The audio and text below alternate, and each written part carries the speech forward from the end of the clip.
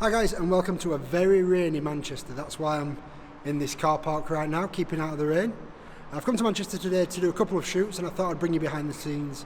And what I'm going to do is talk to you a little bit about building relationships, how you can do that, and what the benefits are for both you and the person that you're making those relationships with. So I'm going to be shooting first with Jay and then with Elle, and I'm going to talk to you a little bit about how these shoots came about, what we're hoping to get from them in the future, and relationships that I've built in the past and what's happened with them. So, let's go.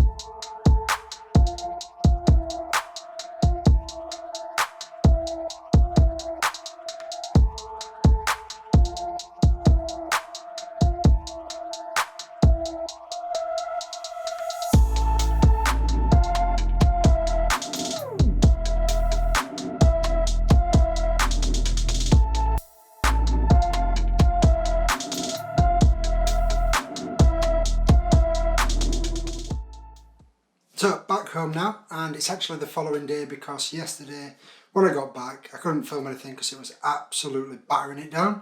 So as soon as I tried recording anything, all you could hear was rain on the windows, so I just thought we'll leave that and do it today. Really great shoots yesterday. You'll have seen obviously the behind the scenes and some of the images that I got with Jay and Ellis. Huge thank you to them. Also, if you follow me on Instagram, which if you don't, it's on the screen there. If you follow me on Instagram, you'll have actually seen a couple of shots already because I posted a picture of Ellis last night and a picture of Jay today, so you'll have seen those already. So if you aren't following me on Instagram, make sure you go on there, check those images out, let me know what you think, as well as let me know in the comments what you think to the shots as well. So I'm going to talk a little bit now about building relationships, the benefit of that to both yourself and the person that you're making that relationship with. And this doesn't just apply to photography. It applies to kind of any business really, but I'm going to specifically talk about photography and within sort of fashion and portrait photography. Now when I say building relationships, this isn't just with models, this is with absolutely anybody. So with other photographers, with stylists, with studios, with brands especially. Building those relationships is going to pay dividends in the long run, especially if you're wanting this to be your main career and to be a successful business. Now for me, this all starts back a couple of years ago, so March 2018. I'd never done any portrait photography or any fashion photography whatsoever. The only people that I'd taken photos of were at weddings.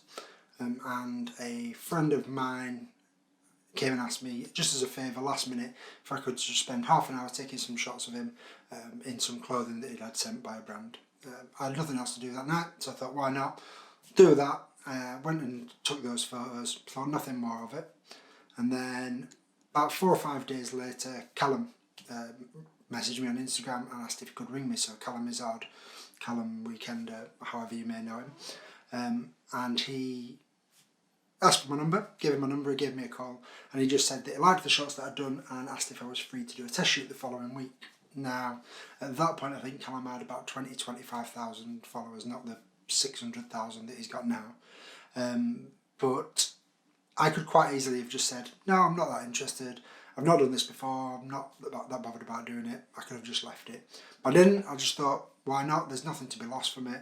If something comes from it, great. If something doesn't, I've not really lost anything apart from a little bit of time. So went and did that test shoot, and that's where the relationship with Callum really started being built. So we got on really well, so that's the first thing. Really, really friendly, we got on really well. We had a laugh from start to finish, even though it was the first time that we'd met. So that's the first thing, the fact that we both left that shoot feeling really good about the other person, because we'd had sort of a really good vibe while we were shooting. Also as well, throughout the shoot I kept showing him the back of the camera, so he kept reviewing the images. So also when he left, he knew that there were some really good images. And then the last thing that I did was I over-delivered. So he'd been expecting about 60 to 80 images, and I think he got about 100 to 120. So again, under promise, over deliver, standard rule of business. It meant that he felt really good about me. Yeah, I'm trying to get my words out. He felt really good about the relationship after that shoot, because we had a good time on the shoot. He left the shoot knowing that he'd got good images, and when he received his images, he received more than he'd been expecting. So all three of those things led to that relationship starting off on a really good footing. Now fast forward to today, and me and Callum have shot, I honestly don't know how many times. I've got a hard drive specifically just for shots of Callum, especially from sort of last year and the year before, when he was living up here, and I think there's about 55,000 images on there. We've got each other so much work, we've made each other a lot of money. Me recommending Callum to brands, Callum recommending me to brands, us doing things together as a pairing for brands. So it's been a really, really successful relationship, and all that started just from Callum dropping me a message, giving me a call, and then me making sure that I made the most of that first test shoot. That could quite easily have gone wrong if we'd not got on, or if the shots weren't up to anything. None of that could have happened. So that shows what building that relationship can do in the long term. Also in the long term, working with brands. So if you work with a brand and apply those same principles, if you are friendly, if you go out of your way to do anything that you can, going above and beyond for them, if you make sure that you first and foremost deliver what's asked and then go beyond that, that brand is going to know that they can come back to you for their next campaign, or if they're doing another drop between campaigns. Anything that they need, they're going to know that they can trust you to get the images that they want. And why would they risk going to another photographer when they don't necessarily know that that's what they're going to get? And I've had brands where I've shot all of their campaigns for the last 6, 12, 18 months, even 2 years with some brands.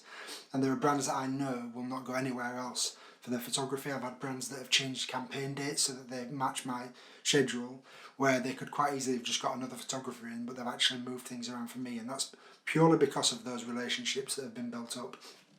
That's not because I'm particularly better than any other photographer or any other photographer's better than me. It's because I've put the groundwork in and built up that relationship where there's that respect and that trust for each other as well. So applying this to yesterday's shoots with Jay and Ellis. So with Jay, I've known about Jay for quite a long time. Jay's known about me, but we've never actually spoken, we've never met. And then the shoot that I was just talking about last week with Callum, I stopped at Callum's the night before, and Callum and Jay lived together. So I met Jay for the first time then. We were simply talking about what I was doing the following day with Callum and the shoot that we'd got lined up. He just said, oh, have you got anything on afterwards? I said, I've got another shoot, but I've got a 2-hour gap in between. Jay thought he'd got some stuff. Jay then said that he'd got some stuff that he needed shooting, and in that 2 hour period he was free as well, and would I be able to shoot some stuff for him. Now, that could have gone two ways. Firstly, I could have said, yeah, absolutely, these are my rates, if you want to do it, we can book it in. Or we could do what I actually chose to do, which is I told him my rates, but then I said that I would do it at a discounted rate because I was in Manchester for 2 hours and didn't have anything to do between the two shoots anyway, so it was time that would have been wasted for me. But also, Jay lives with Callum, so obviously I'd stopped at his house the night previous, and I know that Jay is really successful, and therefore me and Jay could have something similar to what me and Callum have. And I'm always looking to build those relationships up with those models. So what I did is I actually offered to do that shoot with Jay at a discounted rate, because that way I was still getting paid. Jay was benefiting because he didn't have to pay sort of the full amount, and that relationship is already paying dividends. So obviously yesterday was the second time that Jay had booked to work with me, and we've spoken about some brand work that we might be doing together in the future as well.